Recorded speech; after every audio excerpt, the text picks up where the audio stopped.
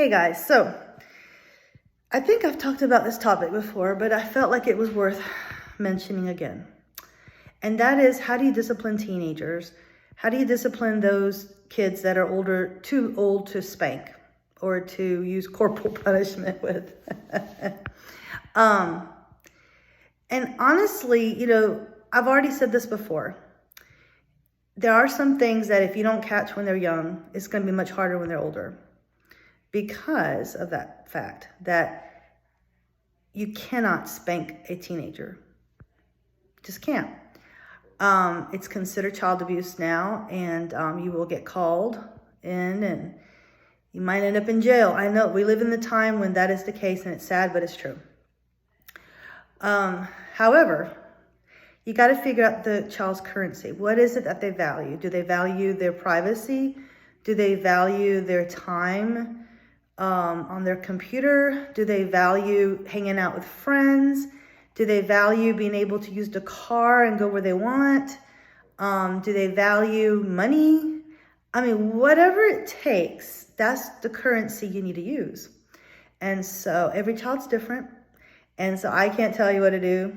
Obviously, I'm not an expert, but I can tell you what's worked for me. Each child's different. So with one child, it's definitely computer or screen time. With another child, it is definitely their privacy. And with another child, it is definitely money that they value. And so anyway, it's important to keep it as the ones that are gonna, the type of discipline that's gonna last the longest is the positive reinforcement type. The one where you're reinforcing the positive behavior instead of just waiting for them to mess up. Don't do that to your child. Kids are gonna mess up. They're gonna make mistakes. So don't dwell on it and don't anticipate it.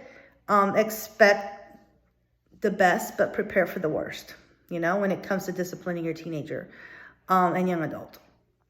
So you want to praise them when they've done good things. You want to reward them when they do good things. And so that when you do have to use some kind of punishment, it hurts a little bit more and it's gonna really take better, because they're like, oh yeah, it's not worth it. They're gonna say that to themselves. They may not say it out loud or to you, but they'll eventually get it. They'll be like, okay, well, it wasn't worth it to do this because now I don't have that. You know what I mean? Like, so their consequence, if then consequences. That's all part of executive functioning. And so, and it's underdeveloped in kids up until, I don't know, some kids it takes 20s before that executive functioning kicks in. But it's something that with exceptional kids especially, it's very, very common. They just don't think about consequences and look further than just today. That is why you have kids eating those pods. That's why you have kids hanging themselves on doorknobs to pass out so that they can get high. That's why you have kids who are posting things on the internet, that they shouldn't. So anyway, yeah. So as a parent, just keep that in mind, that their executive functioning is definitely lacking and it's still developing. I still can't believe that in some instances, 19 is considered an adult, because they're still kids. Their body may be a little bit bigger, but they're still kids at heart. So anyway, I hope that I gave you some ideas. Of course, I'm not an expert. I always just give you my life experiences and what I've seen help and in my life and in the life of others that I'm surrounded by. It's important to do what's best for your child. You know your child. I will say, though, that corporal punishment, the old-fashioned corporal punishment, is going to get results, but it may not last as long as you want them to. And do you really want your child to behave just because of fear of corporal punishment? There are some things that, yeah, maybe so. Maybe you're like, you know what?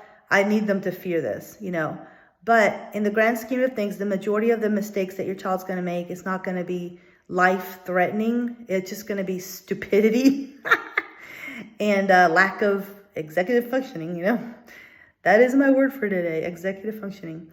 Anyways, always good luck on your journey, and I'll talk to y'all soon. Bye.